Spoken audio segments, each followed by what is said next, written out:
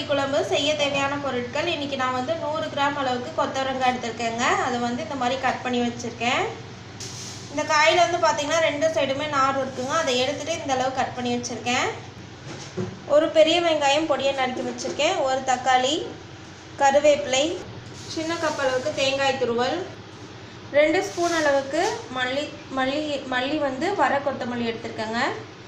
1 table spoon சோம்பு, 1 teaspoon சீரகம், வெள்ளைப்பூண்டு பல் வந்து பெருசாக இருக்கனால நான் 4 எடுத்திருக்கேன்.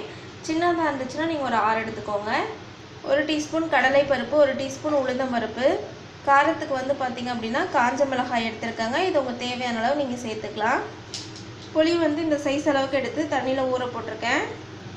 தாளிக்கிறதுக்கு 1 டீஸ்பூன் அளவுக்கு சீரகம், 1/2 டீஸ்பூன் வெந்தயம், மஞ்சள் தூள், தேவையான அளவு ஆயில், உப்பு தேவையான அளவு. அவ்வளோதாங்க கொத்தவரங்காய் புளி குழம்பு செய்ய தேவையான பொருட்கள்.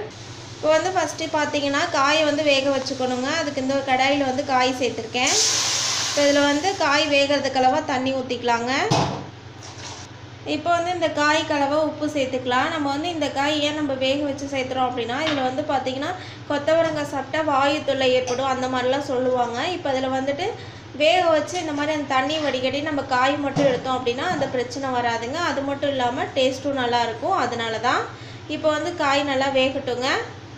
இப்போ வந்து கடாய் வச்சு ஒரு 1/2 ஸ்பூன் அளவுக்கு ஆயில் ஆட் பண்ணிக்கிறேங்க. இப்போ வந்துட்டு பார்த்திங்கன்னா கொத்தவரங்காய் புளி குழம்பு செய்கிறதுக்கு ஃபஸ்ட்டு மசாலா அரைக்கிறதுக்கு நம்ம ரெடி பண்ணிக்கலாம்.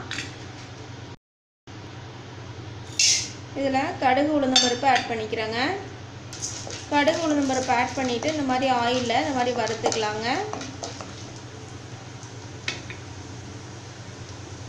இப்போ வந்து இதில் வர கொத்தமல்லி, சோம்பு, சீரகம் 2 ஆட் பண்ணிக்கிறேன். அது கூட வெள்ளைப்பூண்டு பல் ஆட் பண்ணிக்கலாங்க. இது எல்லாமே சேர்த்துட்டு லைட்டாக நல்லா கலர் மாற அளவுக்கு நல்லா இந்த மாதிரி வறுத்து விட்டுக்கலாம். ஸ்டவ்வை வந்து மீடியம் ஃப்ளேமில் வச்சுக்கோங்க. வச்சுட்டு இந்த மாதிரி நல்லா வறுத்துக்கலாங்க. இப்போ இதில் வந்துட்டு காஞ்ச மிளகாய் ஆட் பண்ணிக்கிறேன்.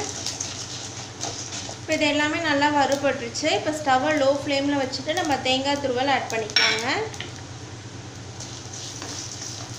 இப்போ இது எல்லாமே சேர்த்துட்டு நல்லா இந்த மாதிரி வதக்கி விட்டுடலாம்.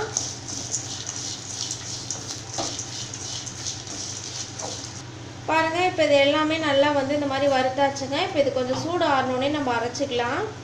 இப்போ வந்து நம்ம வறுத்து வச்சது சூடு ஆறிடுச்சுங்க. இப்போ இதை வந்து நம்ம அரைச்சி எடுத்துக்கலாம். ஃபஸ்ட்டு வந்து தண்ணி சேர்க்காமல் ஒரு பொடி பிடிச்சிக்கலாங்க. அதுக்கப்புறமா கொஞ்சம் தண்ணி சேர்த்து அரைச்சி எடுத்துக்கலாங்க. பாருங்கள், தண்ணி சேர்த்து இந்த அளவுக்கு பேஸ்ட்டாக அரைச்சி எடுத்து வச்சுருக்கேன். இப்போ வந்து கடாய் வச்சு 2 ஸ்பூன் அளவுக்கு ஆயில் ஆட் பண்ணிக்கிறேங்க. காய் வந்து ஒரு அடுப்பில் வெந்துட்டுருக்கு. நம்ம குழம்புக்கு வந்து தாளிச்சிக்கலாம். இப்போ இதில் வந்து வெந்தயம், சீரகம் 2 ஆட் பண்ணிக்கலாம். ஆட் பண்ணிவிட்டு லைட்டாக அந்த மாதிரி பொரியட்டுங்க. இப்போ வந்து இதில் வெங்காயம் ஆட் பண்ணிக்கிறேன். அது கூட கருவேப்பிலை ஆட் பண்ணிக்கலாங்க. அது கூட தக்காளியும் ஆட் பண்ணிக்கலாம். 1/2 டீஸ்பூன் அளவுக்கு மஞ்சள் தூள் ஆட் பண்ணிக்கிறேங்க. வெங்காயம் தக்காளி எல்லாம் வதங்கிறதுக்கு உப்பு ஆட் பண்ணிக்கிறேன். இப்போ இதை எல்லாமே சேர்த்துட்டு நல்லா வதக்கிக்கலாங்க. தக்காளி வந்து பார்த்திங்கன்னா ரொம்ப குழவாக வதங்கணும் அப்படின்னும் இல்லை, நல்லா சாஃப்டாக வதங்கினாலே போதுங்க. இது எல்லாமே சேர்த்துட்டு நல்லா இந்த மாதிரி வதக்கி விட்டுடலாம். பாருங்கள், தக்காளி வெங்காயம் எல்லாமே நல்லா வதங்கிடுச்சுங்க. இப்போ நம்ம அரைச்சி வச்சுருக்கக்கூடிய பேஸ்ட்டு இதில் ஆட் பண்ணிக்கிறேன். இப்போ வந்து நம்ம இந்த மசாலாவை எல்லாத்துக்கூடையும் சேர்த்துட்டு நல்லா இந்த மாதிரி வதக்கி விட்டுடலாங்க. நம்ம நல்லா இந்த மசாலாவை இந்த அளவுக்கு வதக்கினா தான் குழம்பு வந்து நல்லா டேஸ்ட்டாக இருக்கும். இப்போ வந்து 1 ஸ்பூன் அளவுக்கு ஆயில் சேர்த்துக்கலாங்க. இந்த குழம்புக்கு வந்து கொஞ்சம் ஆயில் வந்து நம்ம அதிகமாக தான் சேர்க்குற மாதிரி வரும். அப்போனா தான் வந்து டேஸ்ட் நல்லாயிருக்கும். அப்படிங்கிறதுனால தான் ஆயில் கொஞ்சம் அதிகமாக சேர்த்துக்கிறதுங்க. இப்போ இது எல்லாமே சேர்த்துட்டு நல்லா இந்த மாதிரி வதக்கிடலாங்க. இப்போ வந்து நம்ம குழம்புக்கு தேவையான அளவு தண்ணி ஆட் பண்ணிக்கலாங்க. அது கூட புளி கரைச்சி வச்சுருந்தேன், அந்த கரைசல் ஆட் பண்ணிக்கிறேன். இப்போ இது எல்லாமே சேர்த்துட்டு நல்லா இந்த மாதிரி கலந்து விட்டுடலாங்க. இப்போ வந்து குழம்புக்கு தேவையான அளவு உப்பு ஆட் பண்ணிக்கலாங்க. உப்பு ஆட் பண்ணிவிட்டு நல்லா இந்த மாதிரி கலந்து விட்டுடலாம். உங்களுக்கு வந்து கொஞ்சம் தண்ணியாட்ட குழம்பு வேணும்னா நீங்கள் கொஞ்சம் தண்ணி எக்ஸ்ட்ரா ஆட் பண்ணிக்கலாங்க. இல்லை கெட்டியாகவே இருந்தால் போதும் அப்படின்னா கொஞ்சம் தண்ணி கம்மியாகவே சேர்த்துக்கோங்க. இப்போ வந்து நல்லா குழம்பு வந்து ஒரு 2லேருந்து 3 கொதி அளவுக்கு நல்லா கொதிச்சு வரட்டுங்க. பாருங்கள், குழம்பு இந்த அளவுக்கு நல்லா கொதிச்சு வர டைமில் நம்ம வேக வச்சு வச்சுருக்கக்கூடிய கொத்தவரங்காய் சேர்த்துக்கலாங்க. சேர்த்துட்டு நல்லா இந்த மாதிரி கலந்து விட்டுடலாங்க.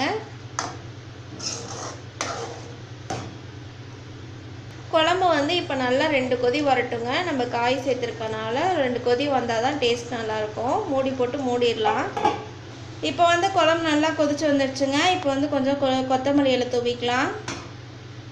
தூவிட்டு ஒரு முறை நல்லா இந்த மாதிரி கிளறி விட்டுறலாங்க. அவ்வளோதாங்க, சூப்பரான கொத்தவரங்காய் புளி குழம்பு செம்மையாக ரெடி ஆகிடுச்சு. இந்த குழம்பு ரெசிபியை உங்கள் வீட்டு கிச்சனையும் மறக்காமல் ட்ரை பண்ணி பாருங்கள். ட்ரை பண்ணி பார்த்து பிடிச்சிருந்துச்சுன்னா எங்கள் தமிழ் வில்லேஜ் குக்கிங் சேனலை லைக் பண்ணுங்கள், கமெண்ட் பண்ணுங்கள், சப்ஸ்கிரைப் பண்ணுங்கள். அப்படியே கூட இருக்கக்கூடிய பெல் ஐக்கானை ப்ரெஸ் பண்ணிடுங்க. அப்போ தான் நாங்கள் போடுற வீடியோஸ் உங்களுக்கு உடனுக்குடனே வந்து சேரும். இந்த வீடியோ உங்களுக்கு பிடிச்சிருந்தா ஷேர் பண்ணுங்கள். தேங்க்யூ.